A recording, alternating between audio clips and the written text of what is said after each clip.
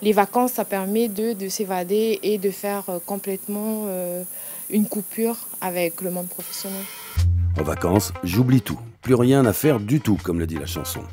Mais pour nos élus, est-ce que ça existe vraiment les vacances? Dans Parole d'élus, on est allé les interroger, nos super citoyens. Est-ce qu'un élu en vacances implique la vacance du pouvoir? Comment occupe-t-on ses vacances? Est-on stressé de déstresser un peu? Mais d'abord, y a-t-il un bon moment pour prendre des vacances quand on est un élu?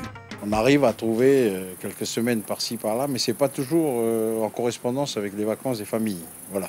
Mais en fait, il faut absolument être raisonnable et puis prendre justement des vacances pour se ressourcer parce que c'est indispensable. Si vous voulez, entre décembre et janvier, on a quand même 1 mois et demi où il n'y a pas de conseil municipal, donc je pense que c'est largement suffisant. Donc quand je vais en Martinique, il me faut un minimum de 2 mois de vacances parce que quand on retrouve la famille, après 3 ans, c'est vrai qu'on a besoin de 2 mois.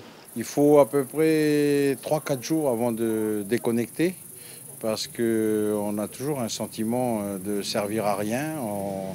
On veut faire quelque chose et puis en fin de compte, voilà. Donc au bout de quelques jours, on rentre pleinement dans les vacances. Oui, moi je déconnecte facilement. Bon, c'est indispensable et bien évidemment que je prends des vacances pour notamment me ressourcer en famille, parfois entre amis, et puis continuer à découvrir le monde, les villes, les différents pays. On a la plage, on a la rivière, la montagne, on a la possibilité d'aller dans le nord, dans le sud.